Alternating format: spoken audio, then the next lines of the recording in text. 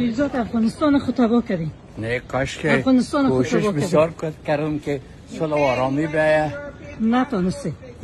نشد، همکاری نکردن. از آمد ما خودم هم راضی نیستم که به قسمی که اوضاع آمدم و بسیار زحمت کشیدم. من حیث یک زن چقدر رنج میکشم از اوضاعی که پیش آمده. ما رنج میکشم که به میلیون ها دختر و زن افغان امروز به دست طالبان هستند.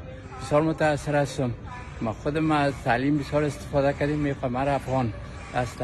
شما نمیفهمیدین با آمدن طالبان اوتر یک وضعیت پیش میآید. امریکا فیصله کرد که برای کوشش ما بود که بین طالبان و دیگر افغان‌ها یک تفاهم بیاید برای که افغانستان موفق و آزاد و آباد. بدبختانه که اشتباهات از طرف اطراف مختلف شد او نشد، اما مسئله حل نیست تا که هم افغان‌ها به یک موافقه کلی برای که افغانستان آزاد و آباد و پیشرفته صورت نگیره. این کار ناتمام است. شما فکر نمی‌کنین که اشتباه کردین که به طالبان اعتماد کردین، به گفته‌ها به وعده‌ای که اونا دادن؟ مسئله اعتماد هیچ وقت نبوده. مسئله بوده که با دقایقی که وجود داشت، فیصله‌ای که صورت گرفته بود، چی شده میتونست، چی شده نمیتونست. هیچ وقت مسئله اعتماد نبوده. مسئله کوشش بوده که یک تفاهم بیاید.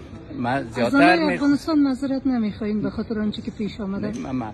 من معذرت نمیخوایم با دو کسایی که مسئول از این کار هستند که برای خود جور نیامدن. بسیار بزرگ داشتین. من سهمیل داشتم که یعنی اگر من کوشش خودم تا اندازه‌ای که امکان داشت نمیکردم، گپ شما بجاست، اما رول من بود تشویق کنم، کوشش کنم دنیا را قانع کنم تا اندازه امکان داشته باشه، افغان‌ها را قانع کنم. بدبختانه که کار صورت نگرفت. من راضی نیستم از قسمه گرچه بازم میگه که اگر چیزی که من کوشش داشتم اگر تفاهم صورت میگیره ممکن جنجال زیادتر میبود. دکتر عبدالله و اشرف غنی نتونستن با دیگه همکاری کنن، طالب و غیر طالب چطور. یک مشکلی هست که باید دربارش فکر کرد که چرا چانسایی که به دست میاد از استفاده درست نمیشه. شما سلامت باشین، زنده باشین.